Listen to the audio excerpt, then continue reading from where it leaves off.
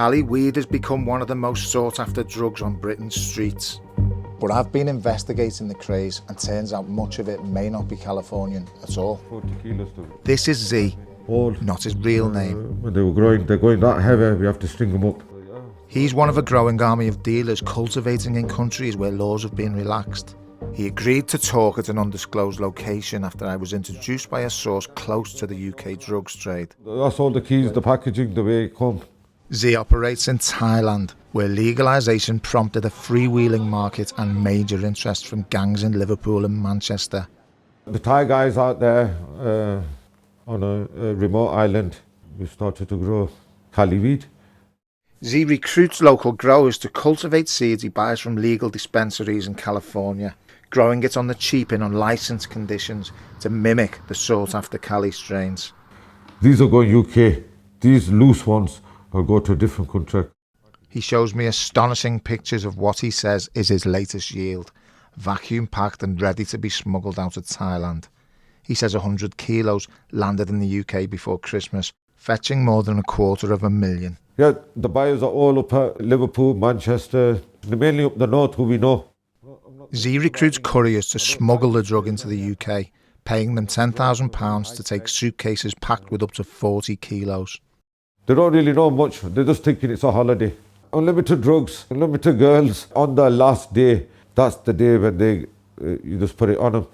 Yeah, take these bags. Most of the mules will get caught. Is that not then just coercive control, manipulating them?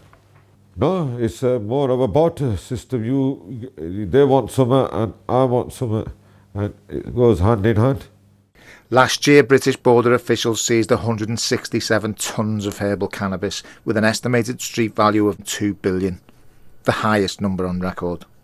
The haul includes 28 tonnes flown in suitcases by 800 couriers arrested by the National Crime Agency. This courier told me he brought back cases to pay off a drugs debt.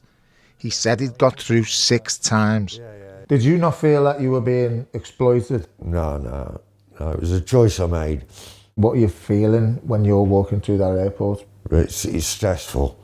You know, you're wondering, has anybody seen me? I was just thankful for it when it was all over. Every courier is serving a big industry that's run by ruthless criminals who enforce their business model through violence, and that violence has a very real sort of presence in communities in the UK, up and down the country. Tightened security at airports has left traffickers looking for alternative smuggling methods, with gangs shipping it over hidden in cargo. Z says he used popcorn cans to send packages to Manchester. He's even used the post. Once Z's product lands in the UK, it's placed in shiny packaging to make it look like it's a premium Californian import.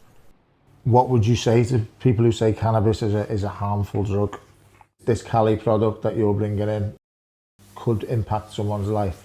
No, but it could even improve it the other way.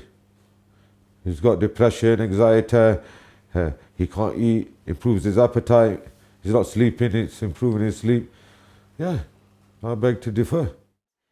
But health experts are on high alert.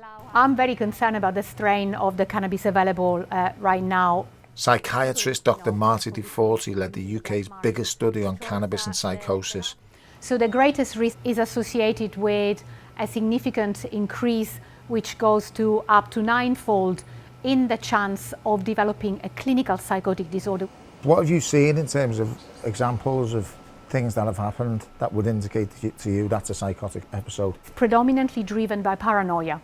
So people might also hear voices that nobody else can hear, but the content of these voices would be aligned with the fear of being under threat, or people wanting to harm them, or people spying on them. And then we are beginning to unlock also potential risk for general physical health. So for instance, there is something called scromiting. Scromiting? It's a fusion between screaming and vomiting. So we're beginning to understand that when you really go beyond a certain concentration of THC, the risk to health are not just the one we already knew about. A smoker and former grower from Liverpool showed us Cali packs he said dealers used to fool buyers into thinking the product is the real deal. but said they contain cheap and potentially toxic imitations of the product grown in licensed dispensaries in the US. There's 2 examples there of where I've been burned. Sold as Cali, and then they're blatantly not. One of them looks to me like Thai smoke, where it's got the look and appearance of Cali with the dense buds, but it's definitely not. Thing is, young people are being drawn into this craze for designer weed, but they don't know what they're smoking. And I believe that's got a massive impact on what we're seeing today with mental health and psychosis. And have you had any issues yourself? You know the difference, like completely different high, heart palpitations, paranoia. In a statement, the Home Office called our reports concerning. They said seizures hit a record high last year, taking massive quantities of drugs out of circulation and costing gangs billions. Do you think the Home Office crackdown is working? No, Why? because more of it is coming through. It's never going to stop. You can't win this war. Seizures are at a record high, but the growing number of smuggling attempts show this illicit trade is a multi-billion-pound racket showing no signs of slowing down. Scott Hesketh, BBC News.